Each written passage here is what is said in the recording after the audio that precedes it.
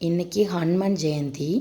எங்கள் ஊரில் சுசீந்திரம் டெம்பிளில் ஹனுமான் ரொம்ப ஃபேமஸ். இதுதான் ஃபஸ்ட் டைம் ஹனுமான் ஜெயந்திக்கு வந்திருக்கேன்னா. கொஞ்சம் ரொம்ப டல்லாக இருந்தனால சரி குழந்தைங்களாம் கூட்டிகிட்டு போகலாம் அப்படின்னு பிளான் போட்டுட்டு வந்தேன். இங்கே பார்த்தா ரொம்ப கூட்டமாக இருந்துச்சுங்க. நான் கன்சீவாக இருக்கிற டைமில் என்னோடய செகண்ட் பேபி ஹனுமான் கையிலேருந்து வாங்கின மாதிரி கனவு வந்துச்சு. ஸோ அதுலேருந்து ஹனுமானை கொஞ்சம் உத்து பார்க்க ஆரம்பிச்சிட்டேன். சுவாமியோடைய பெயர் ஆஞ்சநேயர் இல்லையா? ஸோ நாங்கள் வச்சு என்னோடய பையனுக்கு பேர் சூட்டினோம். எந்த டெம்பிள் போனாலும் அந்த டெம்பிளுக்கு நான் முன்னே போய் இருந்துருவேன். எப்படியாவது எனக்கு அந்த பாக்கியம் கிடச்சிரும். தரிசனம்லாம் நல்லபடியாக முடிஞ்சு வெளியில் வரும்போது காசு தாங்கன்னு கேட்டாங்க. நான் காசு இல்லை, உனக்கு என்ன வேணும்னு கேட்டேன். 2 நாளாக நான் சாப்பிடல, எனக்கு சாப்பாடு தாங்கன்னு கேட்டாங்க. நான் பக்கத்து ஹோட்டலில் போயிட்டு 6 செட்டு 5 தோசை வச்சு வடையும் வச்சு வாங்கினேன். எனக்கு ரேட்டை பற்றி யோசிக்கவே இல்லைனா. அந்த பொண்ணு ஒரு தோசை என்ன விலைன்னு கேட்டுச்சு.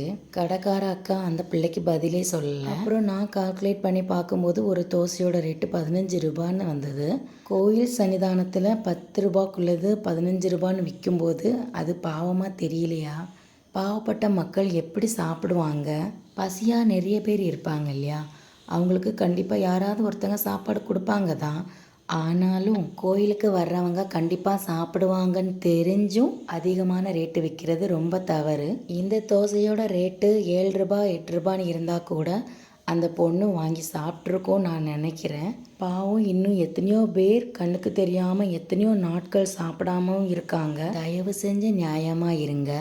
கடவுள் ஏன் கல்லானார், மனம் கல்லாய் போன மனிதர்களாலே.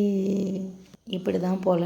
வீடியோஸ் பிடிச்சிருந்துச்சா மறக்காமல் லைக் அண்ட் சப்ஸ்கிரைப் பண்ணுங்கள். உங்கள் ஃப்ரெண்ட்ஸ்க்கும் ஷேர் பண்ணுங்கள். மீண்டும் உங்கள் அன்பு தோழி உஷா சுரேஷ்குமார்.